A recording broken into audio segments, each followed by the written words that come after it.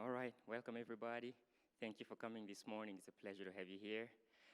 Today we're going to talk about ICAT Communications and the things that we do at ICAT. But first, we'll tell you who we are.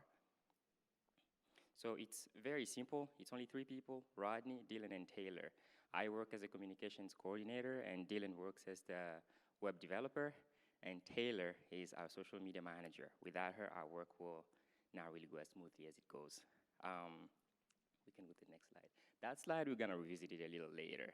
So before we go into the details of what we do, let's define communications. What you see there, we're already getting into the weeds of what communications is. But I know this is 9 a.m., it's Friday, and so instead of putting you to sleep, I'm going to explain what communications and marketing is through an analogy. So, and also those terms, marketing, communications marketing, Marcom, MC, people try to use them interchangeably. So you'll hear me here just saying marketing or communications, I mean the same thing. But let's define it through the analogy. You want to get a job, or you are in the position, you are in a situation where you are interviewing for the position. That's one example. Or the other example would be you want to get a date. The things that you are doing during the date or before you get on that date, that is marketing. But when you are on the date or before the date or after the date, the things you say, that's communications. So I hope I explained it in the simplest ways possible so we don't go to sleep. So basically, that's what we do at ICAT. Well, you're going on a date with your partner. But in any case, the relationship you are building with that person or that institute or the client, whatever you are doing to build that relationship, that's the marketing.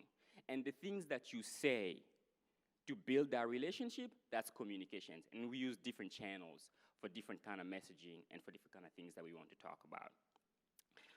Let's go to the next slide. We have defined communications, so we need to define what a communications team, a minimal communications team, is composed of.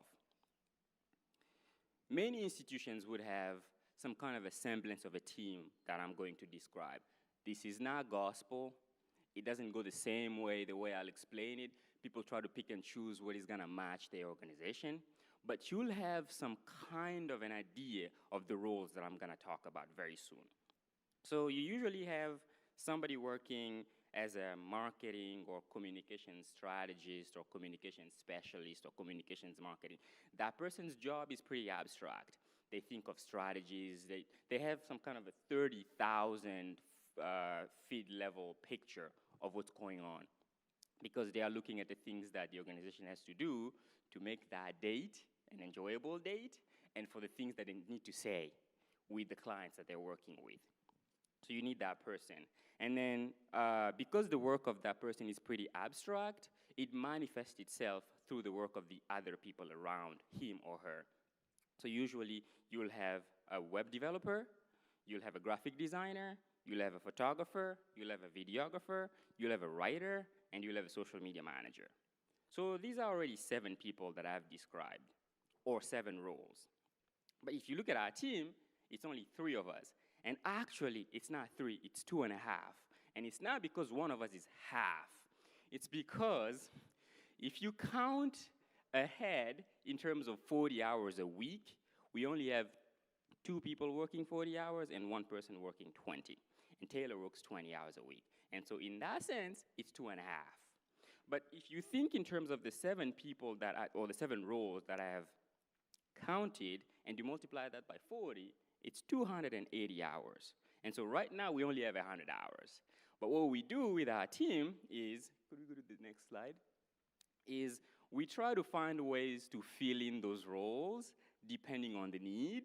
And so it's only the 3 of us turning into marketing specialist, and then turning into a web developer, and turning into a graphic designer, turning into a photographer. So we pretty much do it all. So yeah, we're going to stay here for a bit. So communications at ICAT. What do we do? Phyllis said something, and I don't know if she was reading my mind last night, but she said that we are all on stage, and it's true. At ICAT, we are all on stage. But the thing is, some people are on stage to be seen, and other people are on stage behind the curtains. We are the goblins behind the curtains. We shine the lights on the things that you do, and we make sure that we are your speakers to amplify your voices. If you are singing for ICAT, we are the speakers to amplify your voice so that millions of people can hear you. If you are dancing, we are the people with the spotlight, making sure that in the dark, people can see you dancing. So that's pretty much what we do. If you need to think about our team in an analogy, think about as the yappers, the yappinators. We are here to brag about the work that you do. We are so proud of the work you do, but if a tree falls in the forest and nobody hears it, did it really fall? So what we want to make sure is that when that tree is falling in the forest, we are filming it and we are making everybody know that, hey, there's a tree that fell, or maybe there's a fruit that fell over here, come pick it. That's the work that we do. We are so proud of the work you do, we yap about it, and so that's what we do. Can we go to the next slide? So we do the work that we do, but we have to do it for somebody. Remember I was talking about going on a date with someone or being in that job interview kind of thing? At some point I mentioned the client. Our clients, or the people that we work with, are ICAT itself, because we are the ICAT Communications team. And by ICAT, really we mean all the operations of ICAT, the production, the students, and the faculty members that have projects that have been funded or supported by ICAT. These people are our clients. But on top of that, ICAT has 3 different centers: CENI, CHCI, and Future of Work centers. These centers, because they are part of ICAT and they are integral to our operations, they are also one of our clients, 3 of our clients. And so we work with them and we make sure that the work that they are producing and they are doing out there, we're yapping about it and everybody knows about it. Can we go to the next slide? Thank you. Now, we do the work for the clients that I just mentioned, but working with clients, the work we do doesn't really happen in a vacuum. We have partners that we work with. And so the partners that we work with to get that work, to get the word out and to get that work to get where we want it to get, are the people that, or the institutions that we mentioned. So part of the work that we do is, after we have worked with the people at ICAT, we have those dotted lines that go to other institutions. One of them is VT News, the other one is the Research Institute Marketing and Communications team, the VT Marketing and Communications team, VT Media Relations. All of those people give us some of the resources that we need to make sure that the work that we do at ICAT to do the marketing and the communications is done smoothly and properly.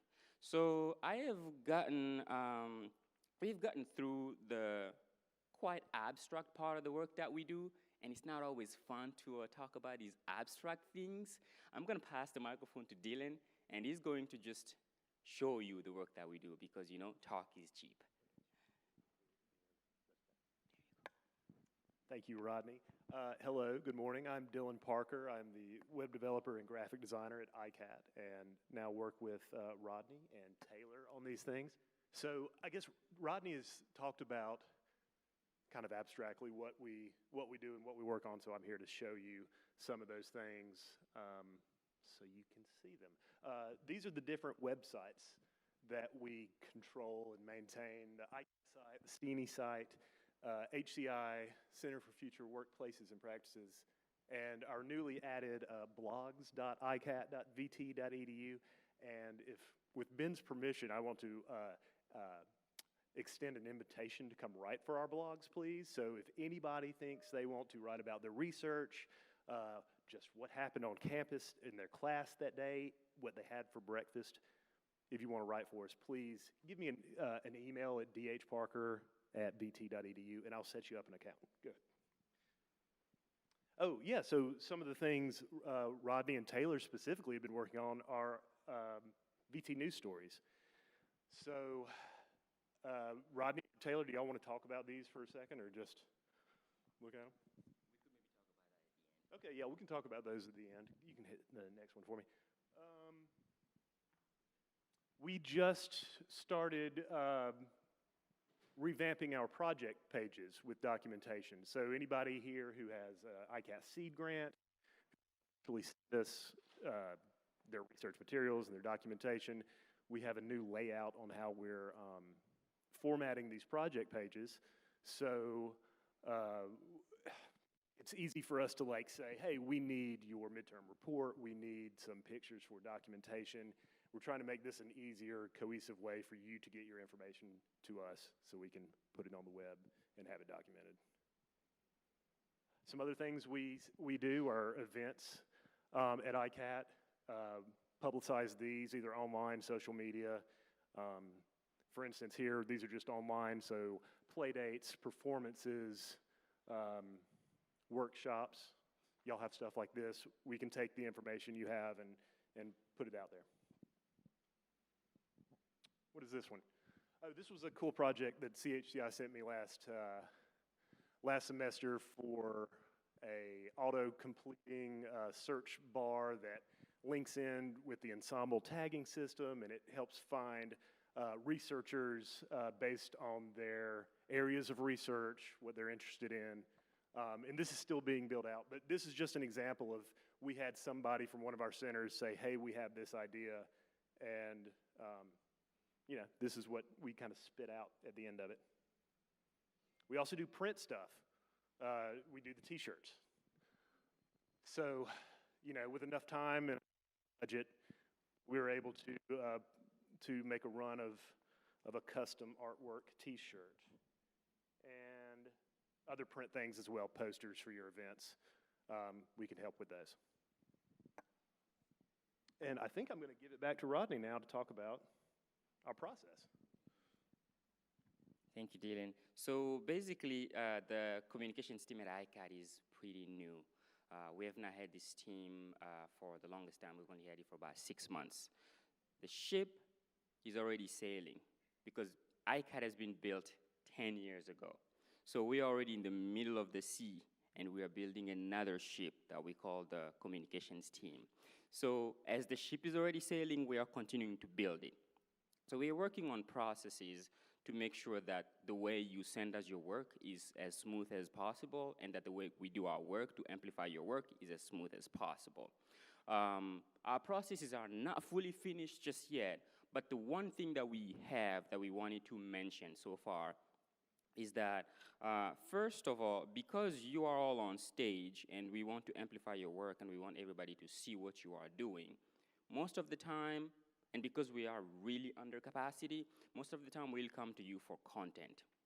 So it would be cool if we just showed up and we had a team of 10 people and we could send 5 goblins to come go do the work and write the content for you, but we are not at that stage just yet. And so most of the time we'll come to you and ask you to give us content. The content could be, could you write 3 paragraphs for us? It's not an essay, we're not gonna grade it, but you know, could you write 3 paragraphs for us? Or we could come and tell you, oh, could you give us the dates of your events? And if you have some capacity, we can write stuff for you.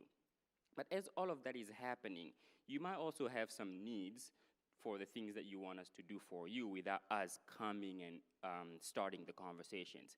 And so within that process, everything that we are doing, we would like to make sure that if you could come at the minimum, at the latest, 2 weeks before everything is due, that would help us kind of try to find a way to make sure that things go as smoothly as possible. But if you come 4 weeks ahead of time, 6 weeks ahead of time, 8 weeks ahead of time, that would be a lot more appreciated, because when we go through the list of events that we're working on and the things that we have to plan, we can look at it ahead of time and see the kind of things that we can do that way rather than coming 2 weeks before. Because at ICAT, we always have curveballs. If the president showed up for something that we have to do in a week, I guarantee you every marketing and communication efforts that we had for next week is probably gonna be pushed to the side a little bit. And so if you came 8 weeks earlier, 12 weeks earlier, we have more wiggle room to make sure that we accommodate for the needs that you had. Is there anything else you'd like to talk about? We probably you could get some questions. Does anybody have any questions? No?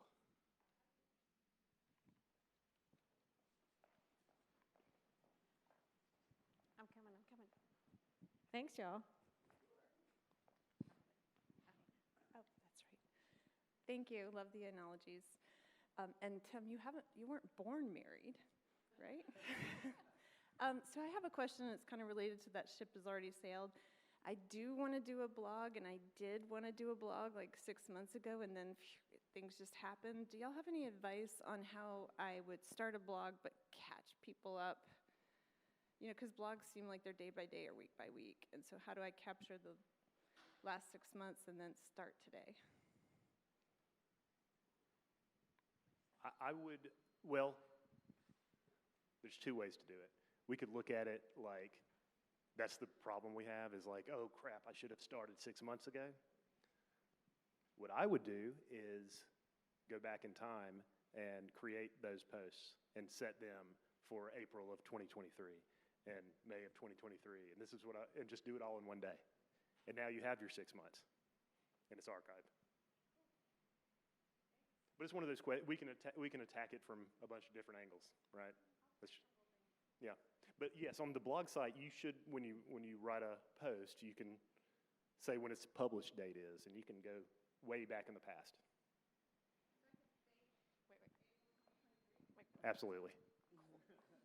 The question was, I can fake April 2023.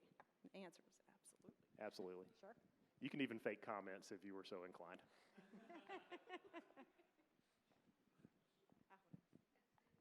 Thank you so much. I'm a professor of marketing. It was great to see how you define marketing. We actually call everything marketing, that communication is part of it. But I was curious, what is your long-term strategic vision as a marketing team? Because you've been doing ICAT for 10 years, now you're new. What do you want to add to a well-established entity or institute?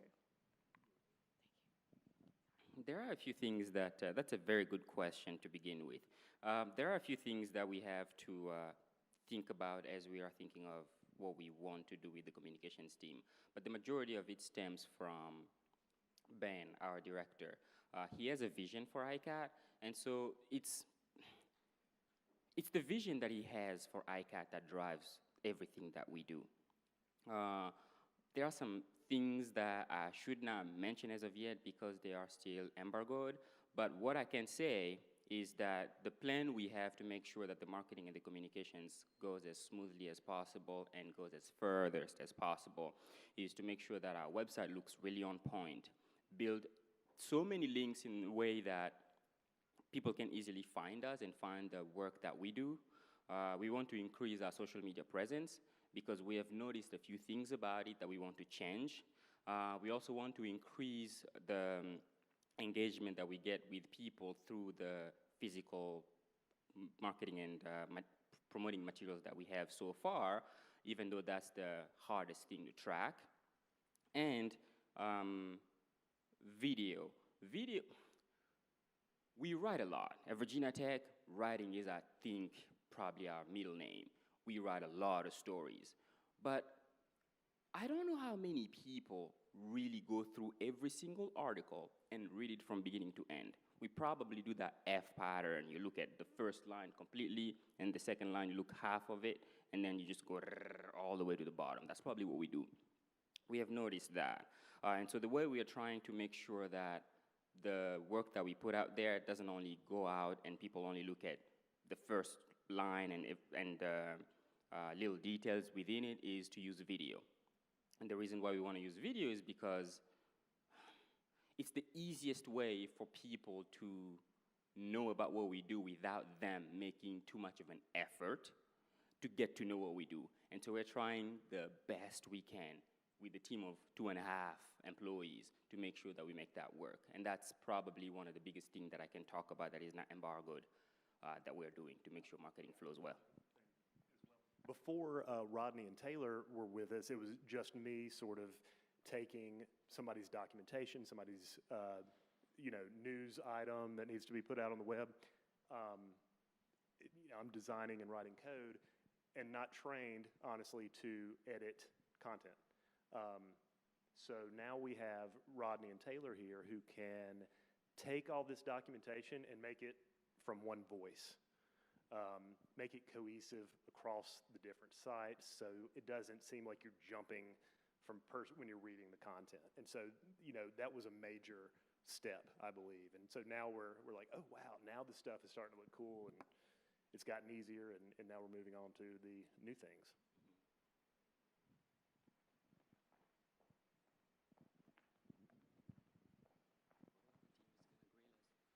I do like this idea that everything is marketing. I think that makes sense as a professor who's like constantly trying to get people's attention. I want to ask about audiences. ICAT, I think, has had an audience that is about researchers and bringing interdisciplinarians together in the same room. We have a giant student audience here. I wonder how, and then of course there's like people off campus. So how do you, as a communications team, think about the different audiences? And then like maybe a follow-up question for after is, how could we engage the students in this building more intentionally? And I'd be happy to participate. So the first part of the question, how do we, I'll start with the second part. How do we partner with you to engage the students? That's a very good question that I don't think would be easy to answer here. So I think that warrants a few meetings between you and us. Sure. Cool. And the first part of the question, what was that? Different audiences. Yeah, how do we prepare? So they're different audiences. There's really faculty and students, and they're going to respond to different things. And often one of the reasons that we market is to compel action. Mm-hmm. So how do you all think about marketing to different types of audiences on campus or off campus? So usually for the faculty and the students, the marketing is pretty much on campus. For the off-campus marketing, we are looking at the researchers with some level of clout, some level of renown. So these are the people that we're marketing to outside of Virginia Tech. But the bulk of the marketing that we do is internal, it's inbound, and it's targeted at faculty members and students. And the faculty members really get the lion's share of the marketing. So we make sure that we show them the work that we do in a way that compels them to come work with ICAT, to come partner with ICAT. One example of that was we just wrote a story about seed grants, but instead of just saying, hey, look at us, we have $25,000 that we give to that we fund projects with, instead of just saying that in a VT News article, what we did was we took one project that was very visual and extremely interesting. We talked about that project, and then we let people know, hey, if you want to work on a cool project like this team, apply for the seed grants. And we have X amount of money for a project if you get funded. And so these are the kind of things that we do as we are looking at the target markets of faculty and students. Yeah, that's just one facet. Yeah, it's funny to me. We're kind of reading my mind. I was going to ask that question, but I was going to direct it right at Taylor, which is, I mean, you've been involved with this now for, well, almost 2 semesters. I guess I can't believe how far we are into this semester.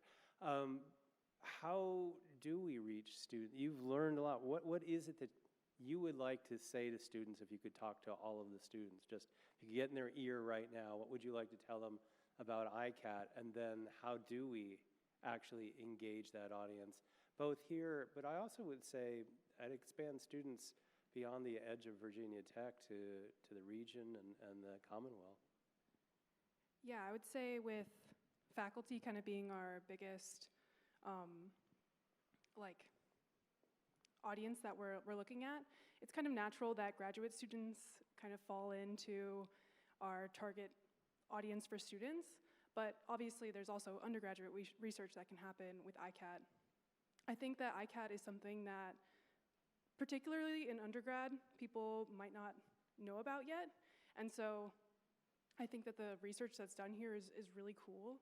And I kind of use Instagram mostly to show off to undergraduates and graduate students because that's where they are at, and show off like the visual projects and the cool things that ICAT can do.